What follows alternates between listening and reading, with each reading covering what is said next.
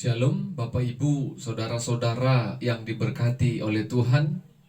Sebelum kita merenungkan kebenaran firman Tuhan, mari kita bersekutu di dalam doa. Segala puji syukur, hormat, kemuliaan kami panjatkan kehadirat-Mu ya Tuhan. Sungguh besar kasih Tuhan dalam kehidupan kami. Sampai saat ini Tuhan boleh izinkan kami untuk menikmati berkat Tuhan melalui kebenaran firman-Mu yang akan kami perdengarkan dan dengarkan bersama-sama. Biarlah Roh-Mu yang kudus menolong kami, agar kebenaran firman Tuhan kami boleh dimampukan untuk mengerti dan melakukannya. Dalam nama Yesus kami berdoa dan mengucap syukur kepada Tuhan. Amin. Bapak Ibu Saudara-saudara yang diberkati oleh Tuhan, firman Tuhan bagi kita pada saat ini dari 1 Korintus pasal pertama ayat 18 sampai ayatnya yang ke-25. 1 Korintus pasal yang pertama ayat 18 sampai ayatnya yang ke-25. Kami akan bacakan firman Tuhan bagi kita, demikianlah firman-Nya. Sebab pemberitaan tentang salib memang adalah kebodohan bagi mereka yang akan binasa. Tetapi bagi kita yang diselamatkan, pemberitaan itu adalah kekuatan Allah.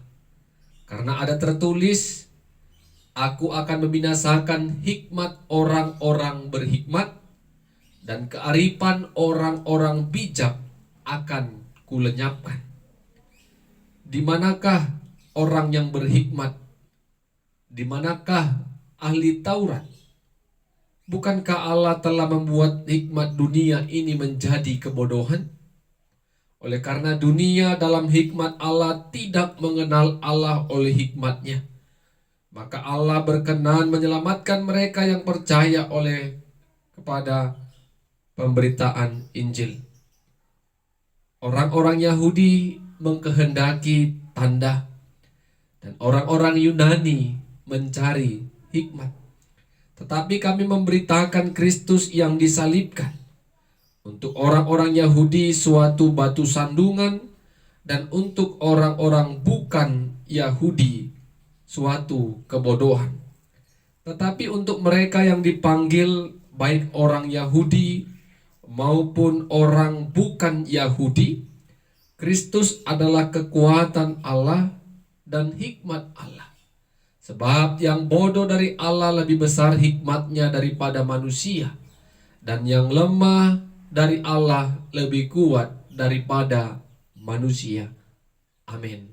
Bapak Ibu Saudara-saudara, tema firman Tuhan bagi kita pada saat ini, hikmat Allah bukan hikmat manusia. Hikmat Allah bukan hikmat manusia. Bapak Ibu, kalau kita pernah mencermati, mengamati mengapa suatu kelompok bisa mengalami yang namanya perpecahan. Banyak hal yang menyebabkan sebuah kelompok itu mengalami perpecahan. Salah satu faktornya karena beberapa orang yang di dalam kelompok itu menganggap dirinya adalah orang yang paling berhikmat, orang yang paling cerdas, orang yang paling berpengalaman, orang yang memiliki tingkat pendidikan yang tinggi, memiliki wawasan yang luas. Oleh karena ada beberapa orang yang menganggap dirinya hebat lebih dari orang lain, sehingga ini yang akan membuat suatu kelompok itu mengalami perselisihan dan akhirnya terbagi-bagi dan mengalami perpecahan. Jangankan kelompok-kelompok dunia, kita katakan di dalam gereja pun sering sekali terjadi perpecahan karena di antara pelayan-pelayan menganggap dirinya yang paling hebat, yang bisa melakukan segala sesuatu, dan merasa kalau tanpa dirinya pelayanan tidak akan berjalan dengan baik. Begitu juga dengan jemaat, sering mengatakan kalau mereka tidak merasa nyaman oleh karena melihat bagaimana pelayan-pelayan di dalam gereja di mana mereka beribadah. Itulah yang terjadi, Bapak Ibu yang diberkati Tuhan. Kalau kita baca 1 Korintus pasal 1 ayat 10 sampai 17. Rasul Paulus tegaskan bagi jemaat yang ada di kota Korintus. Jangan sampai perpecahan dalam jemaat terjadi. Karena di antara jemaat Korintus ada yang mengatakan, aku golongan Apolos, aku golongan Kepas, aku golongan Paulus. Kalau itu yang terjadi Bapak Ibu, maka pasti jemaat yang ada di kota Korintus perlahan-perlahan akan mengalami perpecahan. Paulus tegaskan, bukan orang yang memberitakan Injil yang menjadi fokus utama kita. Tetapi yang menjadi fokus utama adalah Injil, yaitu Kristus Yesus yang telah mati di kayu salib. Itulah pemberitaan yang harus kita imani.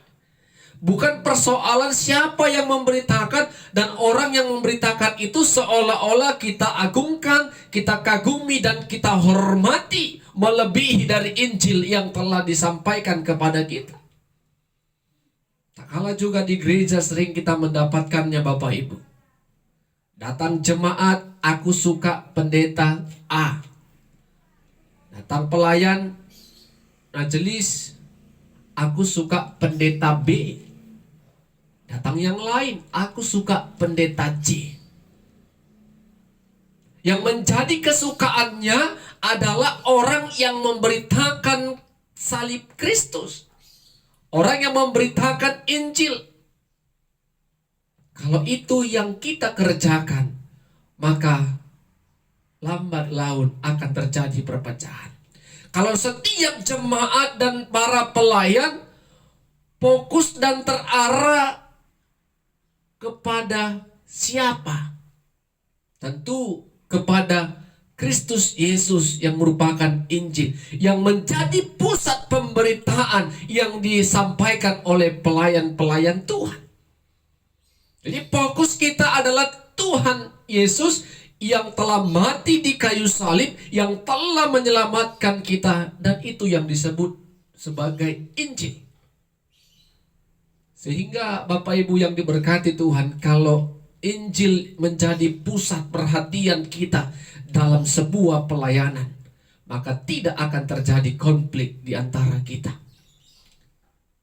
Kalau kita baca kebenaran firman Tuhan pada ayat yang kita baca bersama-sama tadi, ayat 18 sampai 25, Rasul Paulus tegaskan, kalau pemberitaan Injil salib Kristus itu merupakan kekuatan Allah dan hikmat Allah. Salib Kristus atau pemberitaan Injil itu adalah kekuatan Allah dan hikmat Allah. Sehingga Rasul Paulus dengan semangat memberitakan kabar baik, memberitakan Injil itu kemana dia akan pergi.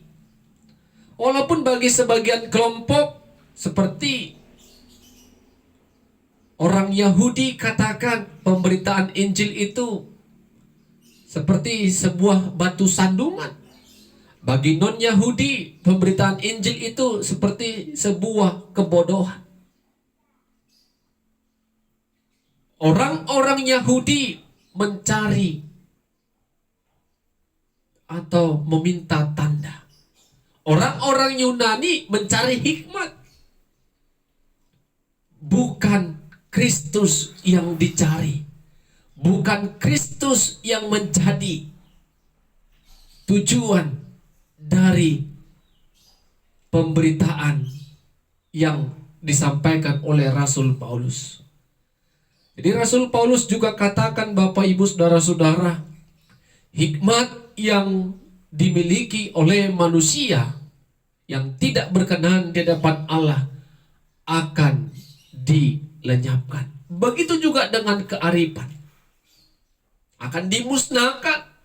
Kalau hikmat itu datangnya dari dunia, kecerdasan itu, wawasan itu, pengalaman itu, sehingga membuat orang tidak suka akan kebenaran firman Tuhan. Bapak Ibu Saudara-saudara yang diberkati Tuhan, kalau kita bisa lihat dan boleh kita rasakan, banyak orang-orang percaya, orang Kristen lebih suka mendengarkan seorang motivator berbicara daripada seorang pengkhotbah. Padahal motivator menyampaikan kata-kata semangat, kata-kata bijaksana yang mungkin menurut pengalaman dirinya dan mungkin menurut ilmu yang telah dia pelajari dan mungkin menurut pengalaman orang lain dia sampaikan sehingga orang yang mendengarkannya terkesima. Tetapi mengapa orang tidak mau antusias mendengarkan seorang pengkhotbah menyampaikan kebenaran Tuhan? Banyak alasan dan kita bisa jawab dalam hati kita masing-masing. Tetapi kalau kita lebih suka mendengarkan seorang motivator daripada seorang pengkhotbah, itu salah benar. Karena pengkhotbah menyampaikan Injil, menyampaikan kabar baik, dan Rasul Paulus katakan Injil itu adalah kekuatan Allah dan hikmat Allah. Dengan kekuatan dan hikmat Allah kita diberkati dan kita lebih tahu apa yang harus kita kerjakan di dalam kehidupan kita. Tak kala kita mengalami kelemahan, Tuhan berikan kita kekuatan. Tak kala kita harus memutuskan sesuatu, Tuhan berikan hikmat. Kalau kebenaran firman Tuhan kita utamakan dalam kehidupan ini. Kita bersyukur Bapak Ibu ketika kita para pelayan dan kita semua yang pernah dipercayakan untuk menjadi saksi Tuhan, memberitakan kabar baik. Ternyata secara tidak langsung, ketika kita sudah memberitakan kabar baik, seperti yang dikatakan Paulus tadi, kekuatan Allah dan hikmat Allah ada di dalam kehidupan kita. Itu kelebihannya. Jadi Bapak Ibu yang diberkati oleh Tuhan, apa yang mau kita renungkan dari kebenaran firman Tuhan saat ini? Yang pertama, firman Tuhan, kabar baik, Injil adalah kekuatan Allah dan hikmat Allah. Oleh karena itu, sukailah, gemarilah firman Tuhan ini lebih dari segalanya. Utamakanlah. Dengan kita mengutamakannya, menggemarinya, menyukainya, terlebih kita berdoa apa yang kita sukai firman Tuhan itu bisa kita kerjakan, maka kita akan memperoleh kekuatan yang dari Allah kekuatan dalam menjalani setiap pergumulan, hikmat dalam memutuskan, dalam menimbang segala sesuatu pergumulan kita. Sehingga kita boleh perlahan untuk belajar dan terus belajar tentang kebenaran firman Tuhan. Yang kedua, jangan lebih suka membaca atau mendengar kata-kata seorang motivator, kata-kata bijaksana, daripada kata-kata yang tercantum dalam Alkitab ataupun kebenaran firman Tuhan. Firman Tuhan harus menjadi utama, tujuan utama dalam kehidupan kita. Kita boleh saja kagum kepada mereka yang cakap mengajar, yang cakap berbicara, yang punya banyak wawasan dan pengalaman. Tetapi ingatlah, Paulus katakan kearifan dan hikmat yang dimiliki manusia itu semua akan dimusnahkan dan dilenyapkan. Berbeda dengan kebenaran firman Tuhan yang akan menghasilkan kekuatan dan hikmat dari Allah. Jadi begitu juga Bapak Ibu dalam kehidupan kita. Jangan pernah melihat orang yang menyampaikan, orang yang memberitakan, tetapi lihatlah apa yang menjadi pemberitaannya. Tentu kebenaran Tuhan. Kalau kebenaran Tuhan yang menjadi pemberitaan dan pusat pemberitaannya, kita akan tetap hidup dalam kesatuan. Amin, kita berdoa. Terima kasih Tuhan buat kasih-Mu yang telah melayakkan dan memampukan kami dan menuntun kami, membimbing kami untuk mendengar dan merenungkan firman-Mu. Roh Kudus Tuhan menolong kami untuk mengerjakannya. Di dalam nama Yesus kami berdoa dan bersyukur. Amin. Shalom. Tuhan Yesus memberkati kita semua.